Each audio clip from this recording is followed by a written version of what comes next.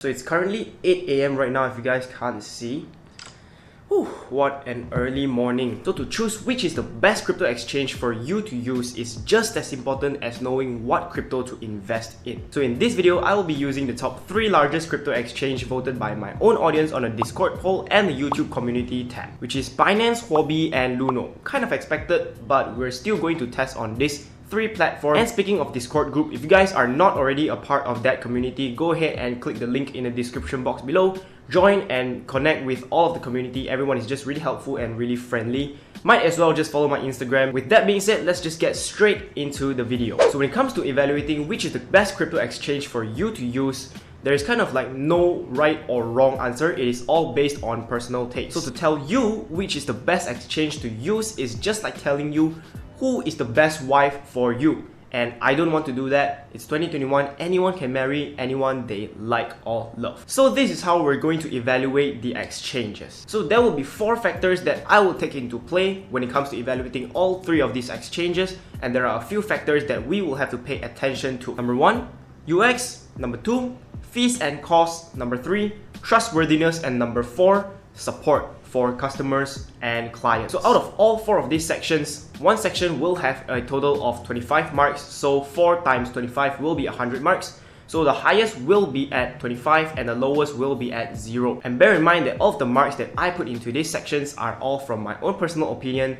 There is no guarantee to anything at all. This just acts like a form of guidance for how you can choose your own crypto exchange to use, maybe for now or for the future. Not to mention that I have actually gathered this information from this research article. So what I did was to read through the whole article and then significantly simplify it and put it into this video, and hopefully I can save your time, my time, and could ease out the process of you choosing your own crypto exchange. So for the 4 factors that I mentioned earlier, for UX, we will be evaluating based on the ease of registration, the demo account, funding and withdrawals, minimum order amount, geographic score, and trading functionality. And for the fees and costs, we have to go ahead and look at trading fees, funding fees, and native tokens discount if there is any. Number 3, for the trustworthiness. Number 1, on IT security, time existence, number of users, and insurance. And lastly, for support, we will go ahead and take a look at customers' interaction. And to let you guys see the comparison way easier, I have compiled all of the data that I found online and compressed it all into an Excel sheet, and therefore you guys can go ahead and easily see all of the differences between the 3 exchanges that we will be doing for today. So for Binance, in terms of UX, the ease of registration, there are 3 levels. Level 1, basic information. Level 2, government issued IC, facial recognition, and level 3, the proof of address. When it comes to demo account, Binance does not offer any demo account at all. And when it comes to funding and withdrawals, there is no limit for deposit. And if you want to go ahead and withdraw a lot of money, let's just say you have a lot of Bitcoins or you just want to liquidate all of your assets all of a sudden, the maximum amount is 100 Bitcoin for a day. Next up, minimum order amount, which is 0.0001 Bitcoin. Not too much, but it's not too little for some countries and some currencies. Geographic score, 17 languages for Binance website and 13 languages for Binance mobile app. When it comes to trading functionality, there is more than enough for average users, and there are 383 cryptocurrency tokens on the exchange itself. I personally think that Binance actually provides us with more functions that we actually need, because not a lot of people will be using leverage. Some people will buy and hold, and some people will just purely go to trade or stake or maybe BNB vault and stuff like that. So there are literally a lot of functions that Binance has to offer for a user, and there's no way a user can actually fully utilize all the functions. That's why I am grading Binance for a 25 out of 25 in terms of UX points. So moving on to the next section, or the factor, fees and costs, I am also giving Binance a 25 out of 25 because their trading fees is as low as 0.1%. Deposit fees are for free, and for the withdrawal fees, there is a fee of 0.0005 Bitcoin. Obviously cheaper than most of the platforms out there, therefore I'm giving it a 25 out of 25. Moving on, number 3, trustworthiness points. I'm giving it a 20 out of 25.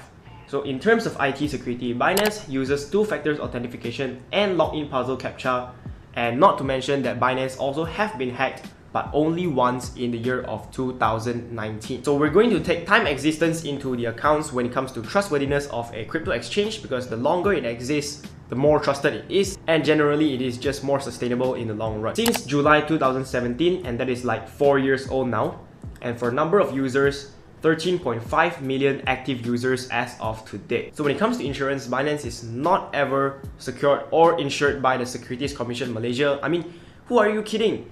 Securities Commission Malaysia hates Binance. Even Singapore hates Binance right now. Bad week for Binance, but let's move on. So the last one, support points, I'll give it a 15 out of 25. So this is what I have found on the Coin Intelligence website. It said that they have a very not professional customer support. So as you guys can see, this is the part where it says, when we contacted them requesting information about their team, we received the reply, CZAG is the team.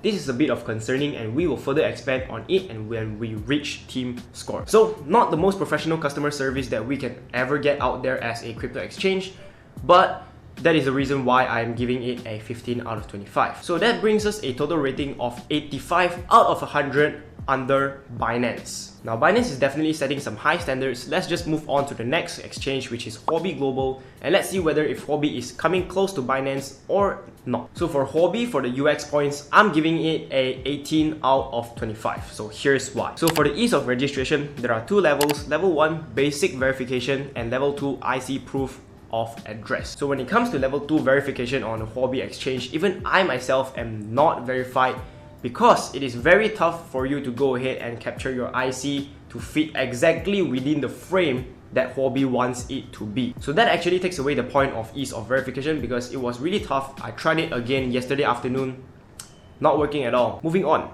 Huobi also do not offer a demo account. So when it comes to funding and withdrawals, deposit there is no limit, and withdrawal it is also up to 100 bitcoins per day. So as I'm recording this video, Huobi token is actually valued at $14.20. So times 0.1 is $1.42. I hope I did not do the math wrong. So for the geographic score, I could not find any information online on how many languages does Huobi provide in, but I do know that they are available in over 190 countries, and they have their companies set up in Singapore, Korea, US, Japan, and Hong Kong. So I would assume that in minimum, they are speaking all of these languages like English, Malay, Cantonese, and etc. etc. So for the trading functionality, it is almost similar to Binance. If anything, Huobi can do as much as Binance. And when it comes to the amount of cryptocurrency that it has on its platform, it has 346 crypto tokens. Number 2, fees and costs. I'll be putting it at 20 out of 25, as it is slightly more expensive comparing it to Binance. The maker and the taker actually gets a fees of 0.2%, but comparing with Binance only takes 0.1%, so that is a lot more cheaper. So when it comes to deposit, it's also free. So when it comes to withdrawal, this is somewhat going to be a grey spot. I have found this on Huobi and it said that they will change their withdrawal fees from time to time. So the third factor, trustworthiness. I will put this at a 20 out of 25. Huobi has actually processed over $1 billion worth of assets without being hacked at all. Moving on to the time existence, Huobi has been around since 2013, which is about 8 years now. Surprisingly longer than Binance and still not doing as well as Binance. Next up, number of users. I could not find any of the information like this on Huobi anywhere, so it is not available as of now. When it comes to insurance, same thing. Huobi is not insured by anyone or any authorities within Malaysia. So the last one, for support points, Huobi's customer service is actually not too bad when it comes to a few reviews that I came across online. So according to the Coin Intelligence, they said that the customer service surprised us in a good way. The live chat representative became available very quickly and did their best to answer our questions. However, they still have some things to improve, mainly revised description of some sections, in example, fees to make them more understandable and consequently reduce support tickets. So the main point here is the customer service is actually doing their job very well and very efficient. So I would actually grade this at 20 out of 25, which is not too bad if you compare it with the other exchange or maybe the one before like Binance. And that actually brings us very close to Binance, which is 78 out of 100, which is only about 7 points behind Binance. But let's just move on and see whether if Luno can keep up with the two largest exchange in the world. So for Luno, in terms of UX, I'll give it a 18 out of 25 as there are 3 levels: level 1 basic verification, level 2 IC and selfie, and level 3 residential address and employment status. So for the demo account, of course, Luno does not offer that as well. So when it comes to funding and withdrawals, the minimum amount of deposit and withdrawal will be 1 ringgit. Not too much, and I believe that everyone can afford that. So for the minimum order amount on Luno will be 2 to 3 ringgit, which is not too much. Moving on, geographic score. UK, Singapore, South Africa, Malaysia, Indonesia, Nigeria, and Australia. So these are the countries that Luno have set up their offices in and is regulated in all of these countries. And to be honest, there are more users from many more places using Luno, but these are the places that Luno is regulated, so these are the places that I will include in the spreadsheet. When it comes to trading functionality, there are significantly lesser functions comparing to Binance and Huobi. There are no leverage trading, there are no loans, no staking, no BNB vault, no fixed income functions or products like this, and there are only 5 crypto tokens available on their exchange. So 5 crypto tokens is definitely not enough in this modern day, especially when it comes to a lot of passive income, DeFi, and all of that products like this.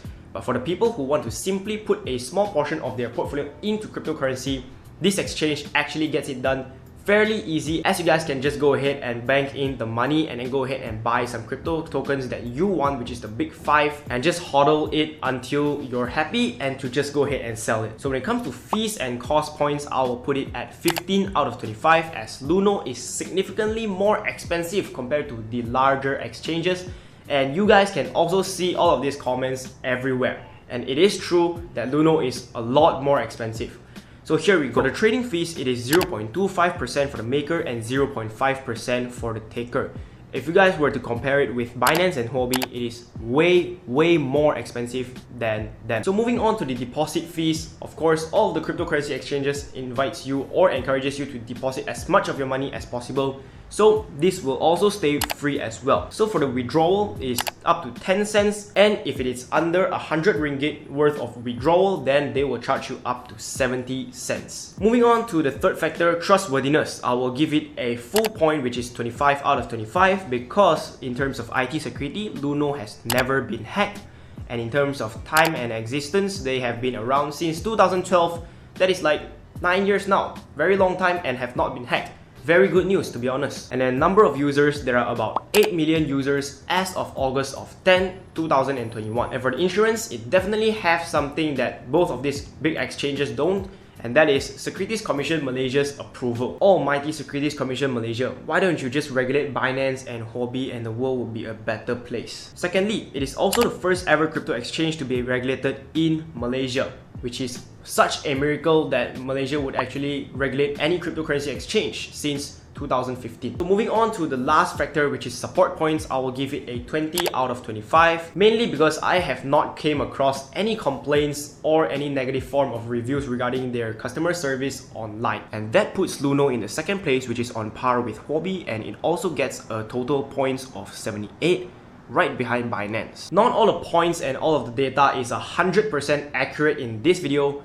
Like I said earlier, all of these factors can vary from person to person, as it really depends on your own personal opinions and personal preferences when it comes to crypto exchanges. Anyways, I hope you learned something in this video and have found value, and if you do, definitely do me a favor of smashing the like button, because I woke up early just to record this video and I spent hours and hours. And also hopefully now you know how to evaluate your own cryptocurrency exchange if you were to go into a new exchange next time. By using all of the factors that I used in this video, you guys can go ahead and look for a future cryptocurrency exchange that provides you the lowest fees possible and the most quality service possible. I hope you invest safe, have fun on this journey, and with that being said, I hope to see you guys in the next video. Playing games, got you dancing in the middle of the club, got you dancing in the middle of the club.